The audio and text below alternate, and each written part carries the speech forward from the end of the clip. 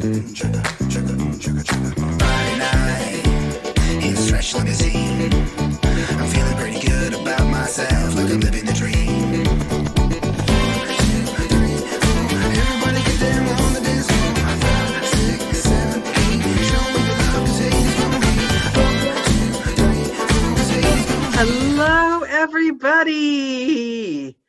Look at all the gorgeous faces. And this is our first Joe call of 2021. Yay. So we are all brand new people. And anything we did last year, no one ever has to know. So we've got isn't it on Melissa YouTube? here. Hi, Melissa. Hi everyone. So I promised Melissa I wouldn't ask too many. I think she's seen a few of the other calls and been horrified at how candid I've managed to get the other guests to be. So I promised her I wouldn't ask personal questions. We'd just talk about, exercises and things. So we're going to kick this call off with a few questions I'm dying to ask, and then we'll do the exercises. Daniela. Just a few, and I swear I won't get you talking about like childhood bullying and like all that. Okay. Okay, so I am dying to know. I have a theory as I'm trying to become this new year one of those fit people that's calm and healthy and exercises. And you can't blame me for seeing the posts and everything, and the fact that you do CrossFit and that basically you're fitter than most 15-year-olds and all that you are like super healthy, and that your mindset must be different than mine.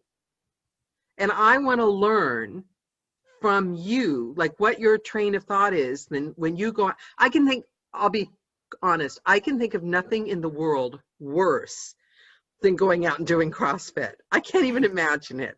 I got the treadmill, I did 97 steps.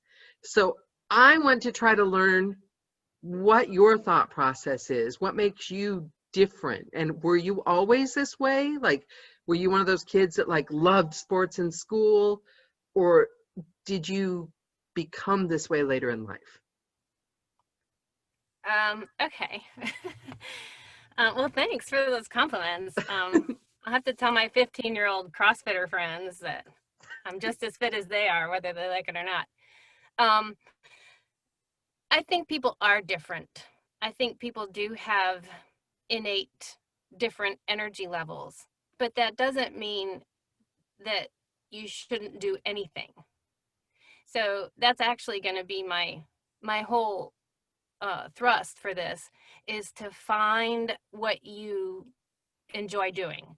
So when I was growing up, I was the youngest of 4 kids, and my siblings would all go to school, and I would have breakfast with them before school, and then I probably had another breakfast, and then when they came home from school, I had a snack, which was probably my 3rd snack of the day, and I was a chubby child. I was a little fatty when I was a young child. And I think that probably actually helped, because later on in high school, I did discover running, and discovered that I liked running. And I'm only 5'2". I'm not a fast runner. I don't have long legs. I don't have a runner's body. And but I liked it, even though Distance or sprint? Distance. Distance. Mm-hmm. And I started running in high school, and I dropped all that childhood weight and just stayed that way ever since, pretty much. And did you keep babies. running like as a lifetime habit? Was it just something you've always done that you love now, or? I don't love running so much anymore, because I think you also change. I think people have different abilities, or what they feel comfortable doing, but that might last for a decade or two, or 5 minutes. It does change, because I've done different types of fitness all throughout my life, played some sports, some team sports, and I've done like working out at the gym and group training things. Right. but I'll do that for years and years and then just totally switch to something else. I was doing that, and then I tried CrossFit, and I think I was a little bored with the gym workouts that I was doing for 7 years or something. And I tried CrossFit, and I thought, ooh, this is for me. But it might not have been for me 25 years ago. What did you like about it? It looks like a torture chamber. Well, I liked when I walked into the CrossFit gym. It's called a box. It's full of toys, big toys, big medicine balls and ropes to the ceiling and sledgehammers and tractor tires and um, just it had so many more things. The barbells. I mean, I love lifting weights, and so the barbells. Yeah, so it was the toys that got to me. The Was it boxes, hard? there's big boxes that you jump on, box jumps, and they had all these boxes that looked like a kid's playroom with giant blocks. So Was yeah. it the challenge? Is it the challenge that attracts you? Or, I mean, when you go to work out for the day, what is your mind? Is it like, oh my God, I have to, or are you enjoying it? Because I remember Shannon said in the last call that when she goes into the booth, when she's having stressful times and everything's busy, I might be misquoting her, sorry, Shannon, but when she goes into the booth, she thinks of it as a retreat, a place and Yes. I'm starting to do that, thinking of it as something I get to do, like fasting. I get to take a break from all the crazy food ideas. I have not managed that shift with working out. I mean, when you go in, do you think of it as something you get to do? I can tell you that there is no morning in my life where I wake up and say, "Yay, I'm going to CrossFit." I don't. It's like just because I tell myself, don't think about it. Get up, and I put my gym clothes out on my top of my dresser the night before. So the first thing I do when I get up is put them on, and don't argue with yourself. Because when I go through slump periods, which it's just like low motivation will get to anybody at any time, I can have an argument in my head with two different people going, wouldn't you like to stay in bed? No, you got to go, you know. And I'll have that little argument with myself when I have, and sometimes the winter makes me have low motivation. But I know I'm going to feel 3,000 times better after that workout. And it's always true. And that's what keeps me going, is just knowing how much better I'm going to feel for the whole day. And I do it in the morning. And, that's an option for me that I like. I could do it later, but it makes me feel like I have crossed that off my list for the day. And now I feel great. And it does affect your neurochemicals, your hormones. And so it's not like, that it's just in my head, or, oh, I can eat this brownie now. No, it's an actual change in my brain chemistry that actually makes me feel better. So it's And not that it's easier for you when you wake up in the process of getting yourself to do it. It's that you do it anyway. yes. You don't let yourself think about it. That's like me going into the booth before I do anything else in the day, Mhm. whether I want to or not. I mean, I'll tell myself, don't argue when I get up. And Really? that is all. I'll tell myself, don't argue. I like Because that. it'll start. That bed looks so nice and soft, and we just bought a new mattress, and it's like, oh, it's so cozy in there. And I don't really feel good, and it's better for your body to rest. You've got to Yeah, honor what your body wants, and my right, body wants to sleep till noon. right. There's a million excuses, like, oh, I'm really sore from what we did 2 days ago, and I don't, Yeah, you heard I could me. I've had I an could get old work injury. done. I'd better not risk anything. Right, right. Or I have a I'll look question. at the workout because they post the workout ahead of time. It's called a WOD, the workout of the day. And sometimes it'll look horrible, like, Oh, oh no, rope climbs, or one, some of the other scary moves like barbells over your head, kind of, you know, like push presses over your head, and or snatches. That's a difficult move. I see stuff like that and I'm like, oh, this would be a good day to skip. You see, I And think that's why I like personal trainers, because that's what I turned my brain off. I said, they won't do anything that'll hurt me, so I'll just do everything they say. So I didn't have to make the decisions. So if you know I what? don't have to decide. You asked me what I like about CrossFit. That's another thing, because they make up the workout of the day and I just go do it. And I don't have to think about, I wonder if I should work out my shoulders or my triceps today. Mm. Nope. I can just go do what it says on the board. Now, we've got a question coming in already. Fiona wants to know, how do you build your workouts into your daily work routine? How do you keep yourself motivated to work out on the days where your schedule is thrown off? For example, Christmas break or long nights spent narrating, Fiona. And then she said, I guess you just kind of answered that. Yeah. Did you go Don't off argue. the rails at all? Did you, on the holiday, go off the rails? Oh, no. I mean, I didn't argue. I mean, I probably missed a couple of days where I wouldn't have, but I never missed more than 3 days in a row of CrossFit.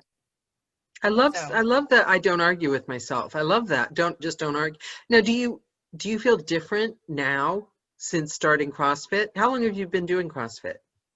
5 years. And Do I'm you gonna tell feel you, different?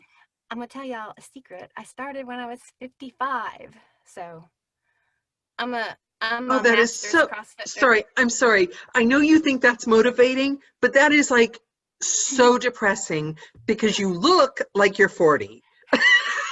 Well, So- that's the other thing.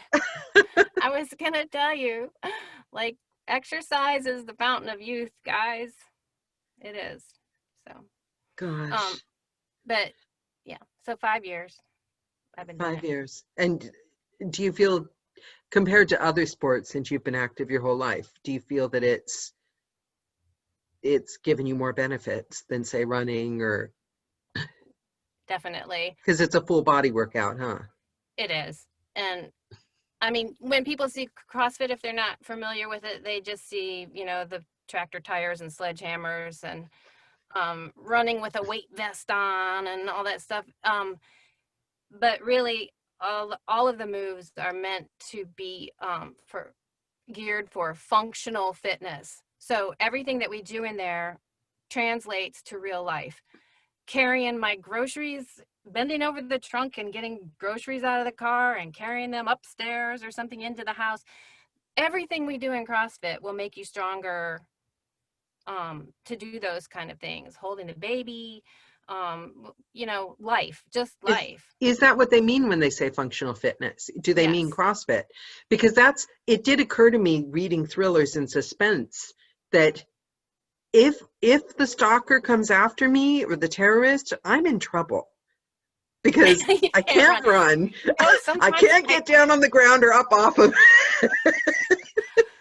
honestly, sometimes I think that when we're running and we have like a time cap or something and we have to get that run in and we have to run, you know, 400 meters in less than 2 minutes or something. I think those things, I think like thriller, thriller things, zombies after me or whatever. Yeah, I mean, you know, you watch those true crime shows, things happen. That's right. Right. Okay, but I digress. So I'm going to make you a host, Melissa. Okay. And you said that you had some tips for us and ways that we can incorporate fitness into our everyday work. And see, that wasn't so painful, the questioning section was. Because it was CrossFit. I could talk about that all day. Sorry. So MK is my new nickname that I seem to have gotten in the audiobook community, and I'm okay with it. It's good. So, a few people have called me MK and it sort of sticks.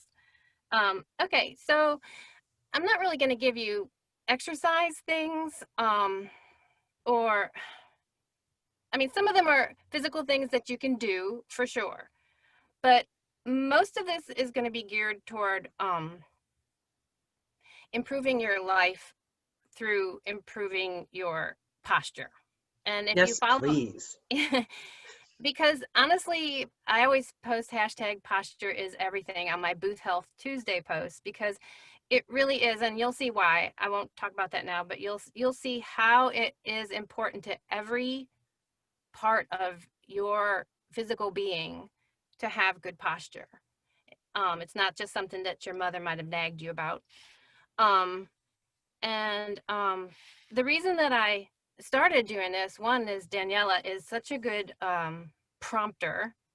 She sees the potential in everybody and Oh, encourages people to really put themselves out there and share their knowledge and their gifts and skills. And I think that's a wonderful gift that she has.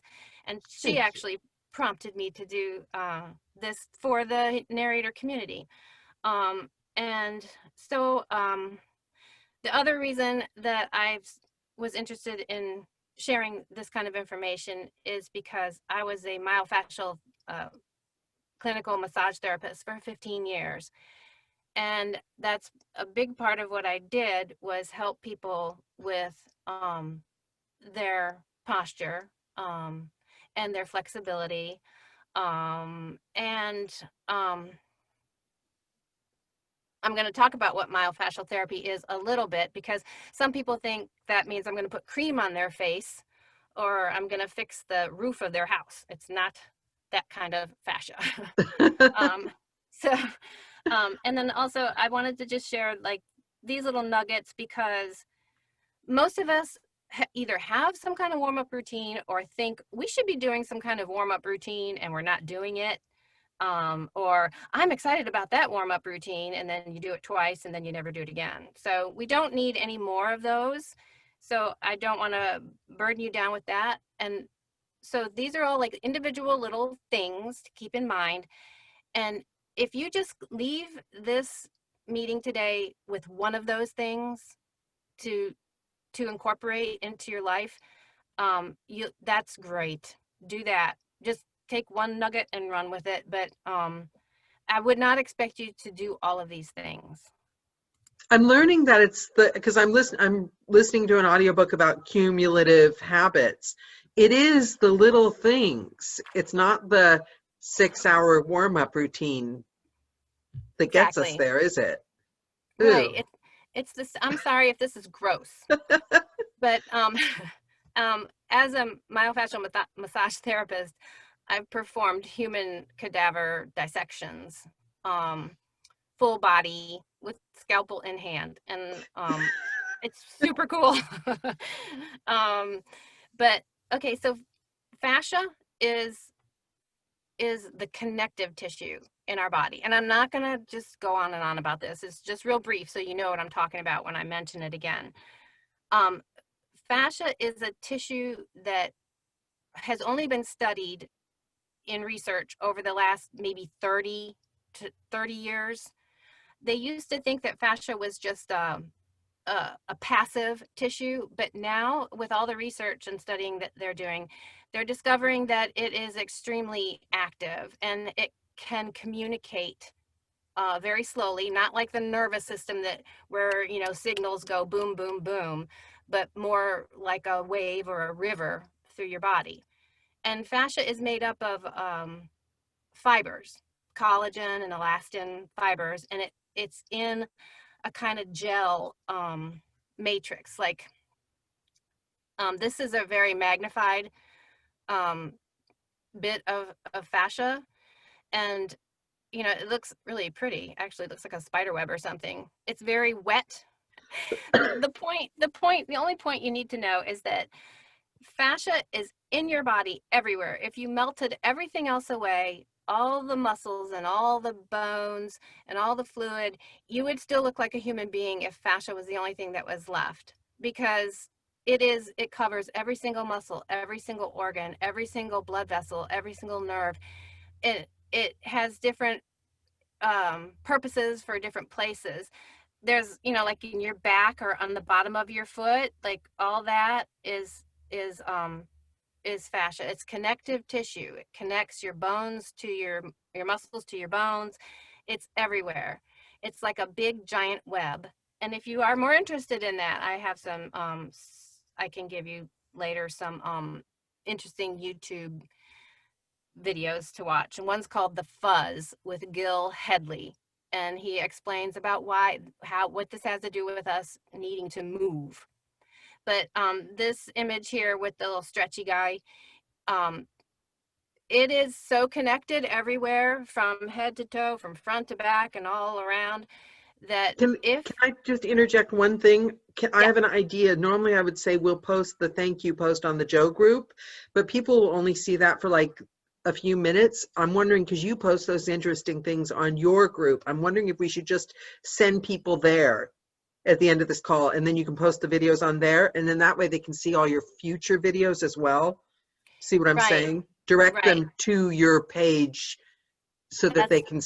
And I put that at the end with my well, I didn't put my Facebook, but I can. We'll just connect. When I put the thank you for the call post, we'll just put your Facebook link on the bottom, and you guys, if you're interested in any further videos, you can just join, if that's okay, Melissa's Facebook page, and then you'll see all her future. Because I see you post things all the time, and I think they're really helpful for ongoing. Sure. Okay, so go ahead. So this, just pointing out here that if the fascia, and I don't have time to go into it a whole lot, but fascia is a very fluid tissue, but it can become sticky and dry and immobile. And the longer some part of you is immobile, the more tissue is going to build up there in a more solid state and literally stop movement. And because it's like a sweater or a web, I always used to tell people, and this is for the ladies who remember ever wearing pantyhose. It's like when you put on a wetsuit or a pair of pantyhose and you get them crooked on one side and you can feel it pulling on the other side. So that's and you spend the whole day trying to turn your leg around discreetly while you're walking. Yes. And that's exactly what fascia does when you have some kind of dysfunction in anywhere. So, you have a dysfunction in the shoulder, that may translate down to your knee. So that's what that image is all about. And here's our friend Bob. You may remember Bob from some of my other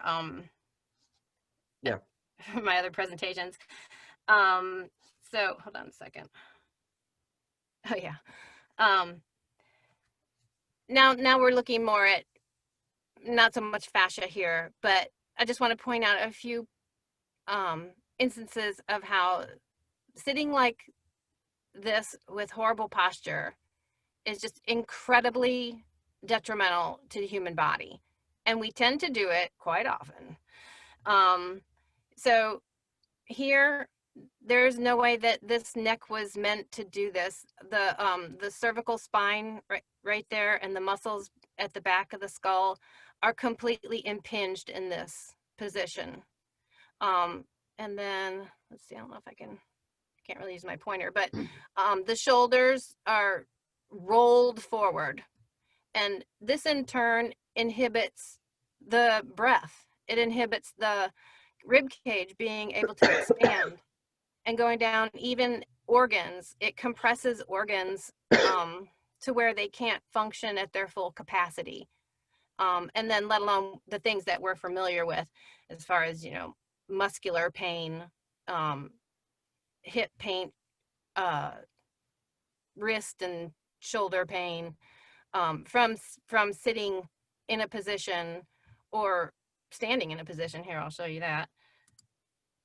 This is Bob's cousin. He's got a little more muscle. He's been to CrossFit. So, here in the how heavy is your head image, you can see the first image, how the alignment of physical posture, the difference between that and the head forward position. So this is a very common watch. Just do a little people watching and you will see so many people with their head forward, and you can see how ears aligned with shoulders make a straight line, and it's not even close. on this guy. And the reason they say how heavy is your head is because the head weighs about 11 pounds or so. But imagine holding a book or a brick in your hand and then extending your hand, like as if your arm was the neck. And think of how tired your arm and exhausted and overworked it would become if it had to hold it out straight in front of you rather than right over your head. So that's why for every inch that your head is forward, your head puts that much 10 pounds of more pressure on your neck, on your little bitty cervical spine and all the little bitty muscles there. I just had a picture of myself in the booth by the end of a recording session. I'm like this. Right. And what this all causes is something called upper cross syndrome, where the muscles in the back of the body become overstretched, and the muscles in the front of the body become tight. So in other words, your pectoral muscles, your chest muscles, your front of your neck muscles become tight. And all of that can cause weakness and pain and impingement of nerves. So I was going to say before, part of the reason that I started doing this is because sometimes in these Zoom videos, I would see other narrator pals in their booths or in their chairs, like slumped, just slumped over. And I know when I say that, everyone's probably like, oh, well, I'm going to sit up straight. We're all doing it now. I know. And let me interject real quick. A question popped up, but it was like so quick, and I'm seeing the screen, so I couldn't read the whole thing. Stacy wanted to know if it would be possible, could she please borrow your graphic for her trumpet? I think I might have missed part of that chat box. Because when she plays trumpet, I'm not, it just flashed up because I can't see the chat box. Hold on. Oh, she screenshotted it, and she wants to know if she could please use it. She has trumpet students who need to see it. Oh, of course. Yes. Yes. Share away. So, yeah. And what do you think of kneeling chairs? Do they help posture? Marley wants to know. Oh, I just looked at them yesterday. I really want to order one for myself. I don't have one, but I like them. They do force you into an upright posture, which is great. I think they're great. So, Okay. as you were, sorry. As I were, that's okay. Okay, so this is just more stuff about dangers of forward head posture. Because if you imagine like a stack of blocks, like say you stack up some kids' blocks, if you put the top block way out to the edge, it's not going to stay there, right? It's going to fall off unless you move one of the other blocks back. And then the rest of them are going to topple unless you move another one forward. So it's kind of a compensation issue where if you start with the head forward posture, it throws the whole rest of the body into a dysfunctional position. And then it stays there because fascia will make it stay there. Just like if your mother ever said, don't make that face, it'll stay that way. She was kind of right. Because of fascia. So, but can fascia be undone? Can it be unstiffened? Yes. But the longer it's in a dysfunctional state, the more difficult it is. If you but that doesn't mean that you can't get it corrected. You just might need some help. You might need some help from a physical therapist, a myofascial massage therapist, even a regular massage therapist can, that it all affects the fascia, and with exercise, because the fibers of fascia build up, like I said, when you're sedentary or even while you're sleeping. It happens while you're sleeping. And when you wake up in the morning, that's why stretching is so good. That's why animals do it, because all those structures in your body that are supposed to glide together they're not gliding overnight or while you're recovering from an injury or whatever, and your fascia fibers are going to build up between there and become sticky if you don't move them. So stretching is great for that, and it can be corrected. You can Okay, correct. somebody, sorry to keep doing this, but it's good if we do it now because then all the questions will be irrelevant. Leslie wants to know, do the postural issues usually start from the head down, or can they result from misalignment from the bottom up? Yes, they can. Okay. They can start with the feet. They, yeah, it's not always top down, but that's just what we are dealing with in our industry here, as far as sitting a lot. I mean, some people, and I stand to narrate, but I do sit to edit. So yeah, so I'm addressing head forward posture because it's super common. Sometimes the issues that come from below are structural, and sometimes just from the way you're designed. Everybody's bones are at different angles. Nobody's exactly the same. So yeah, that is. And then if she feels like she has that problem or needs to, or someone who she knows has that problem, that can be addressed by a physical therapist. So that's something they can, and then the other one, and you've probably, this will be an easy one for you to answer. Marley wants to know, how do you know if there's an issue with your fascia? Is it just that you're too stiff? Or are there symptoms that are easy to pick out? There are a lot of symptoms, and sometimes you just don't know. A lot of times people think a muscle ache is a muscle ache. It could be your fascia. It could be your fascia in a different place. Like I said before, it could be that there's fascia dysfunction in one place and it's causing muscular pain in another place. I don't know how to answer that actually. If you pain, stiffness, lack of mobility, those are all signs of dysfunctional fascia. Let's see. And the causes are sedentary lifestyle, poor posture, dehydration, overusing or underusing your muscles, Yeah, unhealthy because my knee, I had knee surgery and I thought that I couldn't bend my knee because the doctor told me probably wouldn't be able to. Physical therapist told me last year, like 40 years later, she said, you've just got, I think that's what she was talking about, stiffness built into it because you're not moving it. You could have been right, moving it this whole time. right. You've got to watch the Fuzz YouTube, Daniela. You'll love it. And The it's what? it's called The Fuzz, and it's the guy's name is Gil, Gil Hedley, Okay. Hedley, and he's got a YouTube video, and he's doing a dissection, but I don't think they show. Oh, they do show some stuff. Yeah, they do. So, but and if you don't know what fascia, if you're not familiar with it at all, a good example of where you have probably seen it, as long as you're not a vegan or a vegetarian, is I'm a vegetarian. well, have you ever cut up a chicken breast?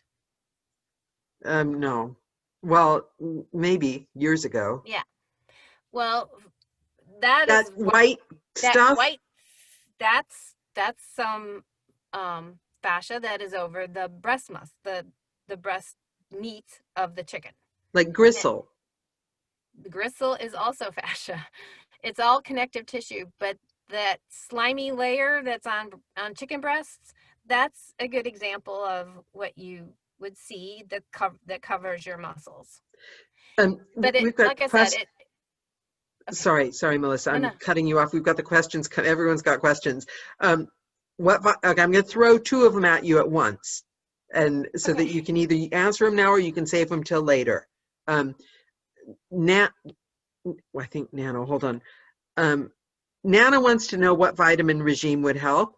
Harry says, are deep tissue issues fascia related? It's like the little muscle that pinches the sciatic nerve.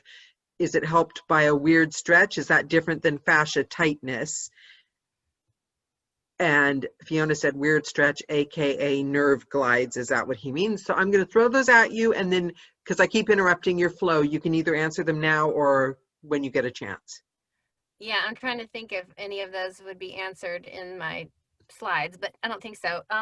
The vitamin regimen, that's beyond my scope of practice and knowledge. I mean, the only thing I could tell you is what I do, and that may not be suitable for you.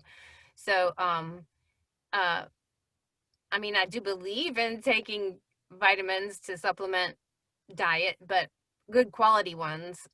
They apparently, the ones at Walmart are made in China or something. I wouldn't take those.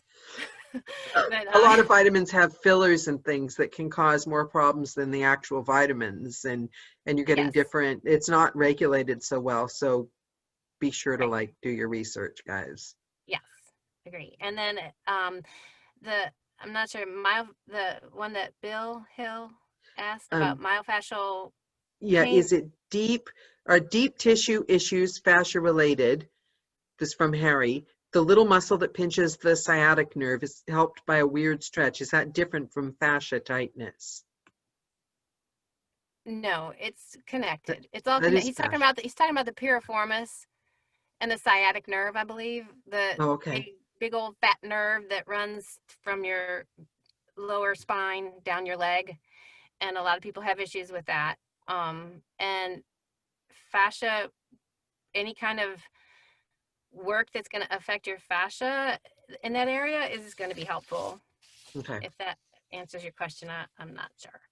Okay. Chin Okay, tucks. shin tucks. Okay, so this is not like, oh, we're going to do this warm up, but for this exercise, I like to just pick a place or a time or a movement or a location where I would remember to do this. Like I like to do this before I get in the shower. So I'm getting ready to get in the shower, and all you do is put 2 fingers on your chin and put some pressure back toward your neck and down a little bit, and hold it for about 5 seconds, and then let it go. And you're stretching the muscles in the back of your neck and up by your skull when you do that. And it's really just a good reminder. So, I mean, you could do this like after you brush your teeth. I mean, you could do it while you're sitting at a red light. Or every time you do a pickup when you're recording. There you go. Yeah. Yeah. Chin tucks. That's just a real simple, easy thing to do. And you could put a little note on your refrigerator, chin tuck. Because as you saw in those other slides where the guy with his head forward, it was nowhere near this. So just pushing down and back on your chin, like toward your Adam's apple, if you're a man, or if you were to have one, if you're a woman, that's where you want to push. And you, like I said, you should feel it kind of behind your head, between your ears, the very back of your skull. Okay, this is the 20-20-20 rule. These little muscles called the suboccipitals, these are the muscles, if you can tell, this is in the back of the skull. These are some of the muscles that are affected by that chin tuck. And as you can see, when this person has the forward head posture going on, these muscles are severely impinged there. They're not supposed to be in this position. And what happens after time is, rather than gravity hitting you on the top of your hard head straight on like that, where it should, if your head was straight, this is where the brunt of gravity is here. But if my head is forward, the brunt of gravity is also here on that bump that sticks out at the bottom of your cervical spine, that C7, that's where gravity is going to be pushing down on you. And so over time, that area is going to react to that gravity by building up stronger and stronger fascia. So you end up, so how do you get rid of that? Stand up straight. But can you undo years of sin? Well, it depends. I mean, sometimes they call that the dowager's hump. Yes, I haven't We're wanted to say that word out loud because yeah, it's a bit it's really scary. awful. It's a Yeah. very awful word. And yes, it can be undone in some degrees, but it depends on how bad it is. So my suggestion is just try fixing it now. Try getting that head like as if a string is coming out the crown of your head and it's being held up here by someone else. Okay, now this is relevant, so I should break in now with this one. Nancy wants to know earphones. She says they get heavy beyond chin tucks. Should we do some stretching to keep them from doing harm, and how would they affect bad posture to begin with? You can answer later if it's better, but I Yeah. just thought I'd.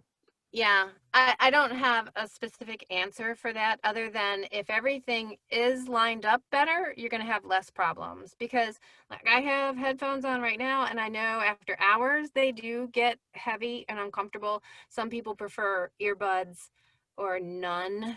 I like to work with them, but yeah, Can I I think interject one thing though? Hillary Huber got me putting it on one ear, and the yeah. weird thing is, because the other one's behind my ear, it's balanced more. I'm used to it now, Oh, and it's like, actually, I don't have it. I used to get headaches. It would like be heavy on my head, but it's amazing.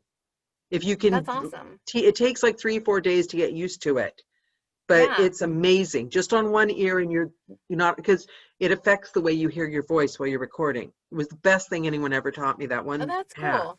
Yeah.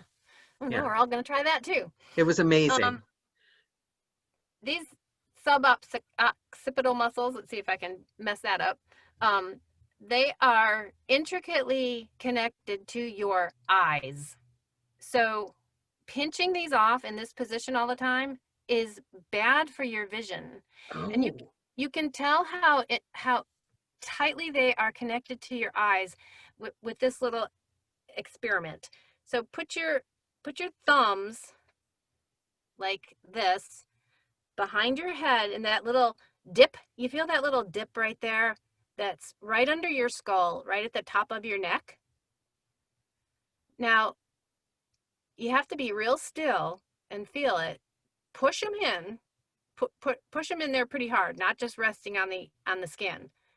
And then move your eyes from left to right and back and forth, and you're going to feel the tiniest oh, that's a little, trip. isn't that weird? Oh, that's strange. You feel the little tonal change. It's not Yeah. like a big muscular move, but you feel the tonal change, and all you're moving is your eyes. You're not moving your head. Yeah, I agree with Michael. Whoa. So, I mean, Ugh. it's important to realize how connected everything is. So when I'm saying something might be happening here that's affecting there, that's an example of one of those things. So pinching off these suboccipital muscles by having a head forward posture affects your vision. Okay. This is just a nice stretch. If you keep a towel around, this is the levator scapulae muscle.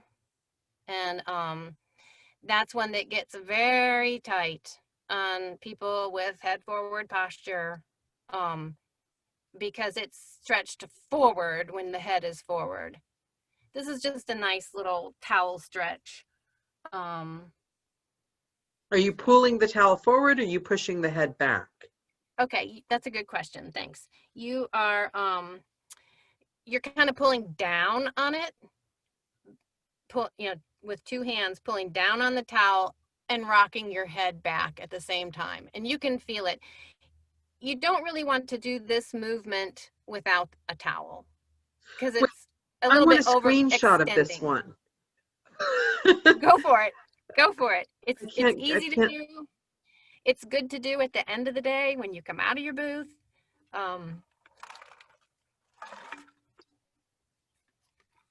So you're rocking your head back. Yeah, and you can feel it when it feels right. When you got that towel in the right position and you pull down and tilt your head back a little bit, it's a very nice massaging feel. Okay. Okay, that just feels good.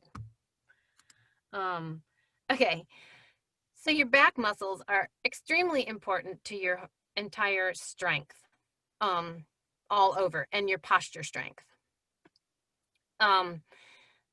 This is highlighted your rhomboid major and minor muscles, which are between your shoulder blades.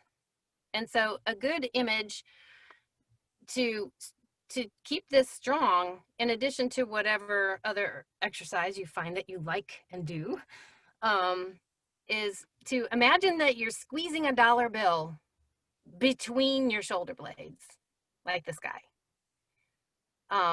And you can do that, hold it for 3-5 seconds, let it go.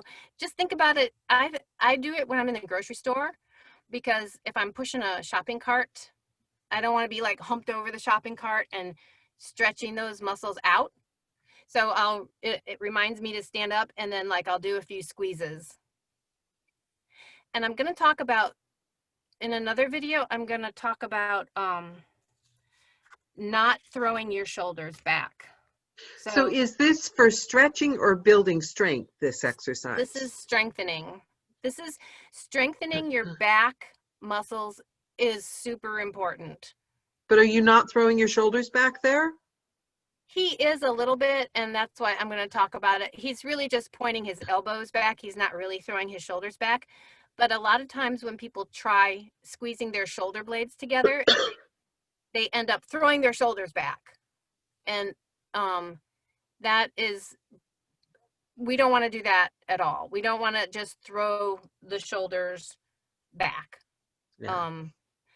That doesn't fix your posture. And when people say stand up straight or whatever, and people immediately throw their shoulders back like a soldier, I'm going to show you in another slide how to get those shoulders back without throwing them back. Okay. Or, unnaturally.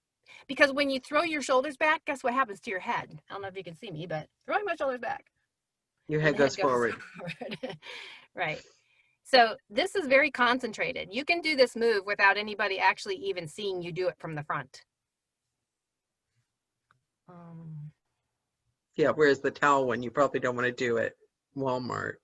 No, that's no. But this one is good. You can do it sitting or standing. And another image, if you don't like the dollar bill image, think of putting your shoulder blades in your back pockets of your pants. So in other words, your back pockets are probably a little closer together than your shoulder blades. So you're going to push your shoulder blades inward and then push them down. It's a little more advanced than this one, but imagine trying to tuck your shoulder blades down into your back pockets. I love that one, actually, because you get the two movements, in and down. Okay, so I lied. That was an exercise. I said I wasn't going to give you exercises. Here's something you can do on the way into your booth. So Peck stretches. When I mentioned before about upper cross syndrome, how you get weakness and everything in the front is tight. Okay, this is what we want to do. We want to undo that. We want to open our fronts and close our backs. That's why pushing your shoulder blades in and down is closing your back, and now stretching your pectoral muscles and other front muscles is opening your front. So you can do these in a doorway or a corner, on the door to your booth. Basically, it's exactly what you see here. Just resting your arm on the door jamb and then stepping forward, and you'll feel the stretch right here where your pectoral muscle is attached to your humerus, to your arm. This is a way to drive to keep the pectoral muscle open. So they used to, the National Highway Traffic Safety Administration has actually changed this. So I can actually say this and not have to worry about giving people unsafe advice, because because and I recently posted this on a Booth Health Tuesday post, and so the old way was to put your hands on the steering wheel at 10 and 2 o'clock. Yeah. But now, because of airbags, they say that when an airbag deploys, it will throw your hands up and sometimes hit you in the face. So now they are in line with what we say for opening the front line of your fascia, is to keep your hands at 8 and 4 or thereabouts. That would be so weird. I haven't driven for years, but that would be so weird. Do you drive that way? Yes. 8 and 4. 8 and 4. And you can tell the difference just if you do it right now. Put your hands like you're gonna drive with your hands on the steering wheel at 10 and 2, and you feel how your shoulders feel forward and closed in. Your chest feels pushed in. Now move them down and turn them upwards, and you can feel it, how it opens your pec muscles. Wow. And that's just a little habit. It's one of those little things, like you said, it's not all the big things, but it's just a little habit that you could get into. And if you drive a lot.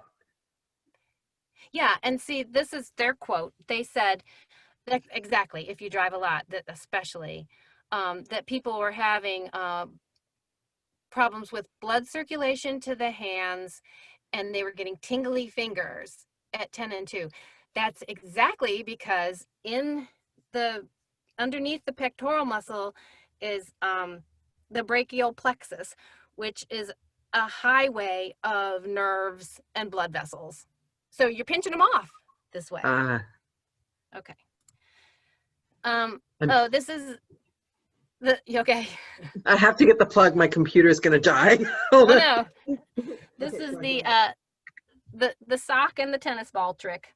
And this is something I keep close to my booth. And if my back is sore, you put the tennis ball, keep it in the sock, down in the toe of the sock, and then that gives you kind of a handle to hold on to place that tennis ball somewhere on your back, usually by that rhomboid muscle, and then you can lean back in your chair, and it's a self massager. Oh yeah. Can you use yoga balls for that too? A yoga ball, like a big one? No, they're the same size as a tennis ball, but they're kind of harder. Oh yeah, that would be great. Okay, onward. All right, I love this guy. This is a little thing that you can do every time you walk through a door. Let your chest enter the room first. I love his posture. I love his posture makes him look like he has got the coolest attitude. Other people you would see rushing through the door with their head down and their body following their head with that head forward posture. But he has this magnificent, confident look because his chest is entering the room first. And the way you do that, and the way you keep your shoulders back without throwing them back, like I said before, is by lifting your rib cage. If you try it right now, just instead of throwing your shoulders back, just lift your rib cage and your shoulders fall back into place. Let me go on. And this is kind of a description of what I'm talking about, lifting your rib cage, because you have a respiratory diaphragm and a pelvic diaphragm, and they should be facing each other, parallel to one another. And whereas if you're out of alignment, that you can see how they can go in different directions. And you can see this rib cage is very low. I'm so depressed by which one I think I am. No, you just be this one. All you have to do is lift your rib cage. And some of these things, when you start doing them, you might think, darn that, Melissa, my back is sore. Because when you start if you've had some postural distortions for a while and you start correcting them, sometimes the muscles that should have been working to keep your posture start working and they aren't used to working. And this is, we're kind of going down the body here. Now we're talking about sitting. So here he is sitting at an unhealthy angle. His pelvis is rocked back, and then everything has to compensate at the top by rocking forward. His head is forward. I feel for you, Bob. I feel for you. I know, I'm right poor there Bob. with you. So what you're really supposed to sit on, you're not supposed to sit on your butt. Sorry, butt, that's not the job. Your butt is for walking and running. Your butt is not for sitting. So what you're really supposed to sit on are your sitz bones, and that's actually how it's spelled, sitz bones. And you can feel those if you put your hands under your butt on your chair, and you feel that hard, you feel those two hard knobs. That's your ischial tuberosity, and that is where you're supposed to sit, on that. Not on your anal triangle and not on your gluteus maximus and minimus, but forward.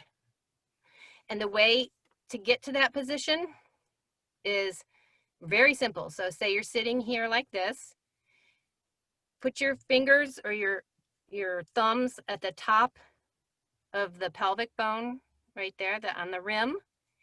And then, okay, so it's leaning back like that, put it there, and then rock it forward. Move your hands with it forward.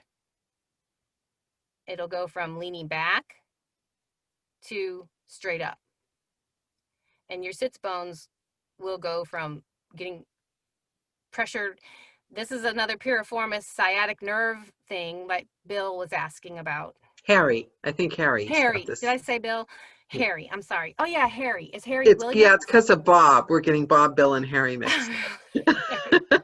Yes. Okay. So some people discover that they've been sitting in the wrong place, like for their whole life. So please don't sit like a banana. Oh, Because you'll get this. Let's see. So another thing that happens from sitting for long periods of time is hip tightness. So this stretch right here, the butterfly stretch, it's a yoga move, and I don't do yoga.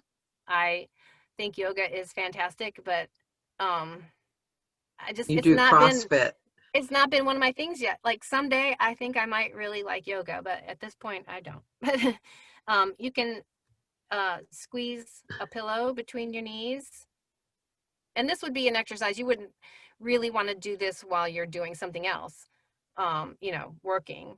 And same with the stretch. This is stretching the adductor muscles that are in your groin, because from sitting for long periods of time, they can get tight. And this is another undoing of sitting posture by stretching the psoas and iliacus muscles that are deep, deep, deep inside of you. So, I mean, she's obviously stretching, opening the front and closing the back and stretching that psoas muscle.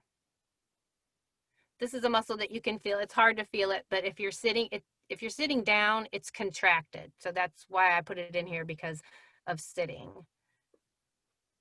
It's so deep, and it looks like, I know you're a vegetarian, but it looks like a pork tenderloin in real life. It's like a tubular muscle, and yeah, pretty much everything looks exactly like the meat market in a. I think that might be why I'm vegetarian. Yeah, I know. We would go out to eat afterwards, and it didn't really stop us, but okay, now we're down to the feet, so we're almost there, guys. This is something you can do in your booth while you're editing or whatever.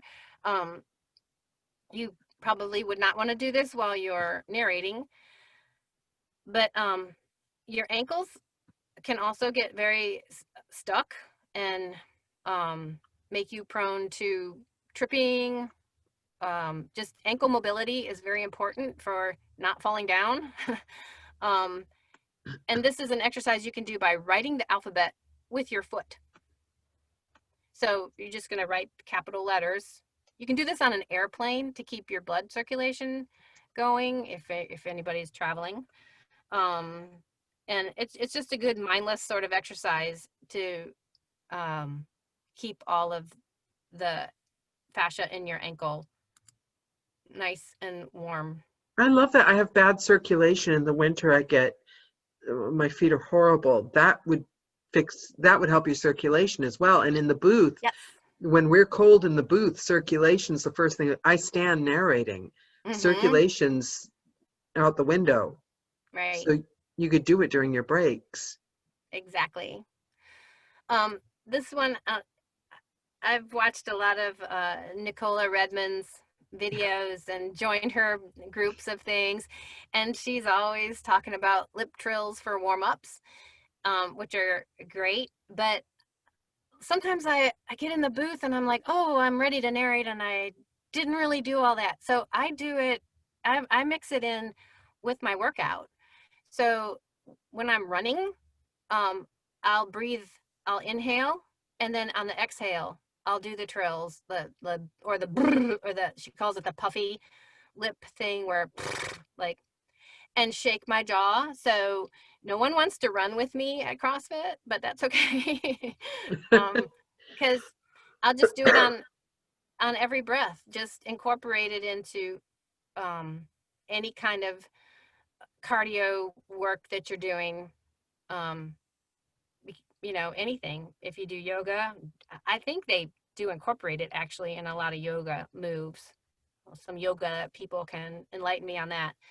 Yeah, So, that's not me. Maybe someone in the audience. I'm noticing, because Michael asked if anyone was into Tai Chi. Do you know, I'm not meeting a lot of narrators that do that, you know, that side, the yoga, the Tai Chi, the calming kind of stuff. But then, like, if you say, have you ever boxed or done CrossFit or like combat really? martial arts, like 50 of us put our hands up. Sorry, I digress. Go ahead, Melissa. No, that's interesting though. I mean, back 100 years ago when I went to massage school, we did Tai Chi every morning Did because, you? yeah, it was part of our education. Did It you was feel just a way. benefit? Did Oh you feel yeah. benefit from it? Oh yeah. All these stretching things, and I mean, it's a very contemplative exercise, and it just kind of got us ready for each day. Sarah So says she does yoga. Okay, right. I'm going to do yoga right today after this call. I'm going to do yoga. How hard could it be? Where did you go to massage school? Melissa Redmond says her school did that too. Maybe you went to the same Oh. school. Well, I went here in Louisiana, in Southeast Louisiana near New Orleans. And Nana says she does stretches a lot. Okay, wait. Let me go back to you just in case. What are we? This is my last slide, other than information. And so it's just about breathing. And I love the image from Mary Bond, who wrote The New Rules of Posture, wrote this, and I love it. It's to think about your posture is more than your physical alignment. I mean, that's mostly what I talked about today. But your posture is more than that. It's kind of how you are oriented in the world. And other people can see it, like the guy that walked through the doors. You know, we see that he has a confidence. Amy Cuddy has a TED Talk about the power pose, which is fabulous if you ever get a chance to look that up. How just taking on certain postures makes actual changes in your neurochemicals to No. to elicit actual changes in your behavior. They did a power pose gambling study in Las Vegas. And after people had stood in a power pose, being, you know, shoulders down and back and chin up and hands on hips and that kind of position, they gave them money and asked them if they wanted to gamble it or not. And the ones who they had put in the power pose all gambled. They felt confident. And they had other ones in a slumped pose. They had them sit and look sad and slumped. And those people did not gamble. Not that gambling, it kind of sounds like how to get people to gamble, but it was just a confidence study. Yeah, there's But a philosophy called constructive living, and the guy did a study where it was the scientist went into a home for people Mhm. with, sorry, that was the wrong. I read too many thrillers, but he went into a home for depression, and he took on the body of a like he slumped, and he said, and Oh, he was within, I think it took 2 weeks or something. It's a fascinating book. Constructive Living is what it's called. It took like 2 weeks for him to be technically depressed, like not just, oh, I feel bad, but he was physiologically, yes. he had become a depressed person. And then Wow. when he went out again, exercised, lived, stood up straight physically, he stopped. I'm no way downplaying physical depression or psychological I know. depression, but I'm just saying the power of your body taking and the actions your body takes affect the way you feel. Like, Exactly. Exactly. Your body is its own pharmacy, really. And I mean, I used to say we're kind of a bag of chemicals. I mean, we're a bag of a lot of things, but a big part of that mix is chemicals. And yeah, the brain chemicals, and sometimes people have thrown off brain chemicals that they really can't do anything about. And right, that's what I was clinical, trying to say. Yes, that's what I right, meant. That's how right. there are But different situations, but a lot of the time, the way you move, the way you stand, the way you sit, your posture influences everything else. exactly, right. From your organs to your thought processes to your confidence, everything.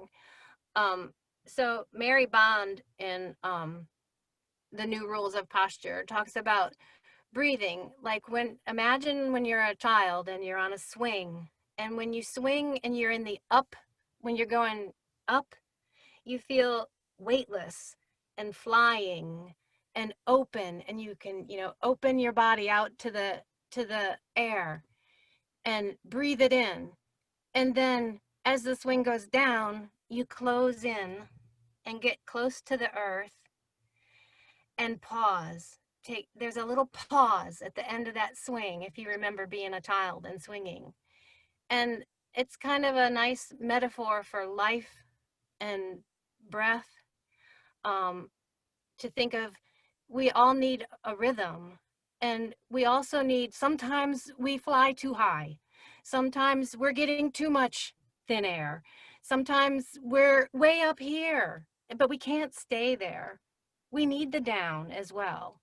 So I love that image for just how it applies to everything: rhythm and balance, breathing in and then resting, flying high, being close to the ground.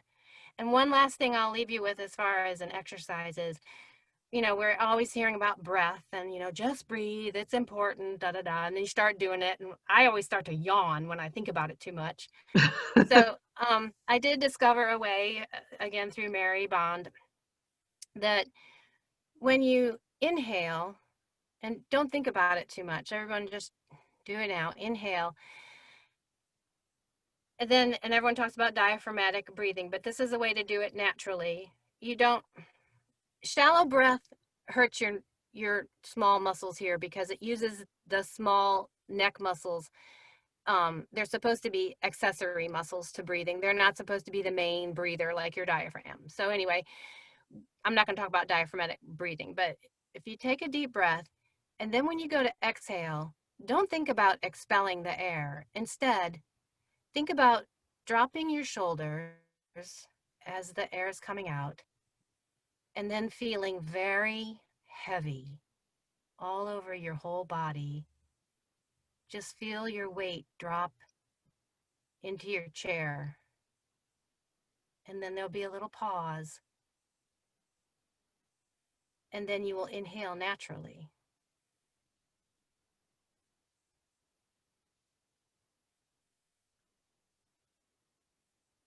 If everyone's trying this. Well, actually, you know the neck muscle thing? Yeah. That's the cause of turkey neck. When Oh. when your neck muscles get too tight. So if you can find a way to relax your neck muscles, so shallow breathing causes the neck muscles to be tight? Yes, it does. And it Okay. causes neck pain and all that. Yeah. So if you breathe deeply, you might avoid turkey neck. If you breathe deeply, right, your diaphragm and your intercostal muscles between your ribs are going to be doing all the work. And then the little tiny muscles that are up here that lift up the upper rib cage, they're just going to do a little bit at the end. Like, they're not meant to lift your whole rib cage up and down. So that's why breathing from lower, and I'm not going to say the belly, because people get confused about belly breathing and they think it's in your stomach or something. It's not. But it's a deeper breathing. And the best way I know to teach anybody how to do it is what I just said. Just worry about the exhale and drop your shoulders. Like, let your arms be heavy when you drop your shoulders. Don't drop them forward. Just drop them down. And then think about your whole body. I know we don't like to think about being heavy, but believe me, when it comes to breathing, it's an excellent feeling. Grounding. Yes, it's the Yeah. downswing. It's the downswing. And then the upswing is going to feel so much more natural. It's going to fill up your lungs from the bottom. Now, can I ask you, I've got a lot of people, you guys, I'm going to cut the questions off just because we're at an hour 15 now and we're starting to lose people as well. But I think somebody had said they've got more questions for you as well. Can I post, or can you post? I'm going to put the thank you comment on Facebook in the group. Would you mind posting a link? They can, however you want them to reach you. Is that possible? So they can see your page or reach out to you if they'd like. That's fine. I'll do that. Or they can screenshot this. If they go to my website, I actually have a tab that says posture and breath for narrators. Okay. And they can contact me through that. Like, don't be intimidated. Like, oh, I have to schedule an hour with Melissa. You don't have to do that. Okay. You can just contact me with your questions. And if it seems like that I could help you in some way with your positioning in your booth, or something like that, then, you can schedule something with me, but we can talk about it. You don't have to do it on the website. Don't feel intimidated by that. Okay, great. Okay, so guys, I'll leave this up here for a second. I'm not the host anyway, so kind of got no choice. Oh, yeah, I forgot I'm the host. Yeah, if you guys can take a screenshot of this, if you've got more questions for Melissa. Thank you so much for your time. I know everyone's saying that. I so want to just go and like stretch now after this Been call. sitting for a long time. I will end the call. Thank you so much, Melissa. It's been fabulous. Guys, we've done a recording, so if you want to look back at any of these stretches, I think we're all going to be stretching like crazy now this week. Thanks, Melissa. Thanks, everyone. Love you. Love you. Take care. Happy 2021. We're all going to be fabulous. Bye.